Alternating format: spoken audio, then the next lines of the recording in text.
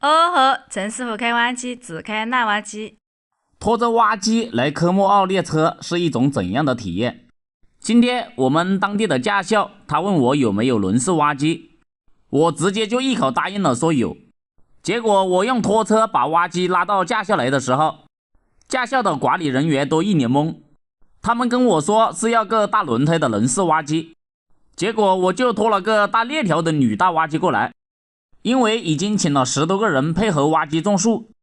重新再去叫一台轮式挖机显然是不可能了，所以没办法，这节活就被我忽悠到了。嘿嘿，当初我在这里考驾照花了这么多，我一定要到这里挣回来才行。我现在干活的这个地方是大货车科莫奥训练场地，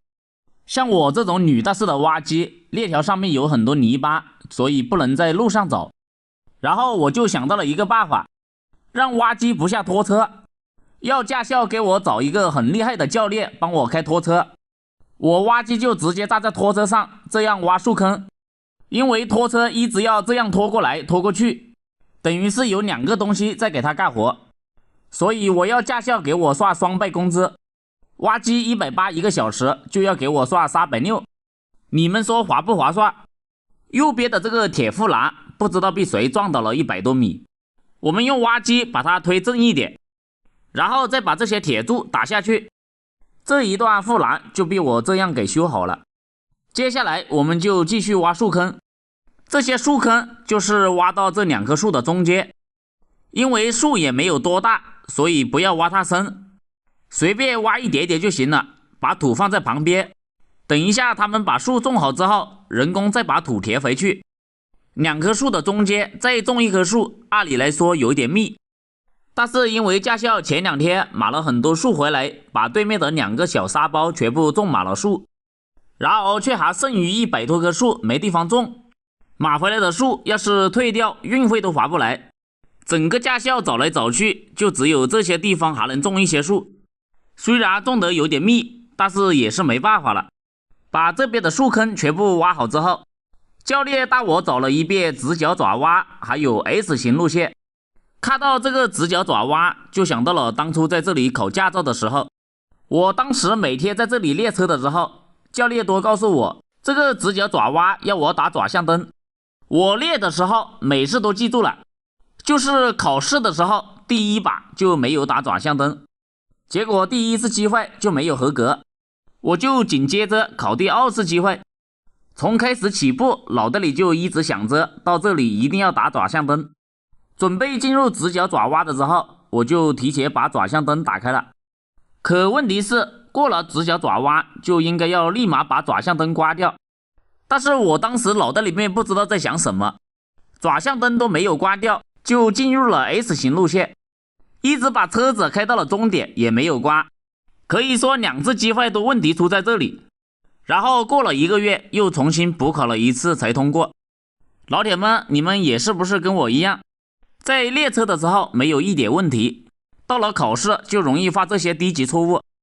欢迎大家在评论区一起分享你在考驾照时发生的那些有趣的事。今天这个活到这里就干完了，总共做了8个小时，含内挣了驾校2800，这个学费刚好回来了一半，另外一半我还会想办法挣回来的。哦吼，陈师傅开挖机，只开烂挖机。今天来了一个女粉丝，她说要找我学徒，你们说该怎么办？今天这个东家有2兄弟，弟弟已经在左边建房子了，为了节约成本，哥哥也打算一起建房子，因为2栋房子同时建的话，很多材料就可以共用，这样就可以节省一大笔费用。东家要建新房，就必须要把老房子拆掉，以后就跟弟弟的新房并排建在一起。由于我挖机是个小挖机，直接拆就挖不到上面，所以我就在旁边挖了很多土，把这里填高，这样就勉勉强强只有一点点够不着了。这个老房子的墙还有点坚硬，我砸了这么久才把它砸一个洞。这个时候天上就突然下起了大雨，拆这种房子下雨是最好拆的，因为没有灰尘，挖机玻璃也不会弄脏，还看得清一点。把下面掏空之后，牢面没有了支撑点，只要轻轻一碰就可以把它挖下来。拆这种房子主打的就是一个经验，首先你要向东家问清楚这个房子的结构框架是怎样的。如果牢面是预制板，就只能一点一点的拆；要是钢筋混凝土卸胶的，那就可以把下面掏空，让它整体塌下来。拆了一个上午，才勉勉强强拆了一半。东家看我挖机的速度越来越慢了，就叫我把挖机歇停了。然后他带我下馆子去吃饭，吃饱喝足之后，果然力大无穷，整个牢面都直接被我扯下来了。其实拆这个房子，我是跟东家谈好1680包给我的，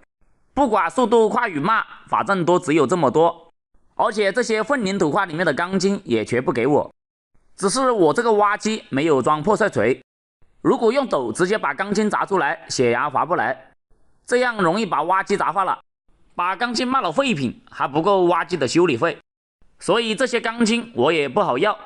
拆到最后只有这2间房的时候，我怕整个屋顶会往左边倒，所以我想了一个这样的办法，直接扯了一根钢筋，把整个屋顶从我这边拉下来，这个问题就被我完美解决了。接下来就是要把这些混凝土块分解掉，我用挖机把钢筋扯断，然后一块一块的把这些混凝土块挖到后面这个深的地方，反正这里以后是一个停车的坪，只有放到这里就不碍事。老铁们，你们觉得这样拆房子解不解压？建好一栋这样的房子至少要1年的时间，而把它拆除却只要几个小时。整个拆房子前面都一直没有问题，可偏偏在快拆完的时候就出现了失误。这里因为头重脚轻，一下就突然全部倒塌了，有好几个砖都砸到了东家的洗衣机里面去了，刚好被东家全部看到了，顿时好尴尬的。把房子全部拆除掉之后，接下来我们就要把这些建筑垃圾全部要移到马路旁边来。首先把水泥块全部挑出来放到下面，这些水泥块的高度尽量不要超过马路，以后东家的前坪就是跟马路一样高。东家的房子要跟左边弟弟的房子在同一条直线上，下面也要建一个地下室，所以要把这些建筑垃圾全部要转移到马路旁边去。干了一天，我快要下班的时候，来了一个3轮车，他想要我用挖机在东家这里挖一点碎石回家打混凝土用。举手之劳的事情，我肯定很愿意帮他，可是这些碎石确实有点少，我怎么挖就是挖不起来，还挖了很多草进去。这个3轮车司机就跟东家说，干脆到这里挖几斗给他，这里的小石子比较多，应该挖机比较容易挖。可我今天的技术也不知道怎么回事，每一斗挖不满都算了，还挖了很多土在里面，这可把3轮车司机急得直跺脚，对我打了一拱手就告辞了。然后今天我到这里就收工回家了，刚好还有一半的建筑垃圾没有转移掉。第2天来就是继续把这些建筑垃圾全部挖到后面。东家这些建筑垃圾他一车都不要拉出去，因为他的前坪以后跟弟弟的前坪是一样高，以后建的房子也是一模一样。东家2兄弟还是比较齐心的。把这个房屋地基全部给东家清空之后，我挖机的事情到这里就做完了。然后东家为了感谢我，拿了1包烟和1瓶饮料给我。正当我准备上拖车的时候，东家的妈妈还要我帮他一个忙，因为老房子拆了，他就搬家住在这个新房子的地下室里面，以后从这里找出来脚上就全是泥巴，所以就要我挖些砖头给他铺一条路出来。路铺好之后上拖车准备回家，这个时候来了一个车，上面下了一个美女，她跑过来跟我说她是我粉丝，要我带她做徒弟跟我学挖机，如果我不答应她，她就不回家了。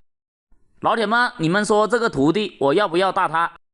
？2天的时间把一栋老房子夷为平地，现在房屋地基的灰线已放好，挑个好日子就来给东家挖地基。感谢大家的收看，我们下回见。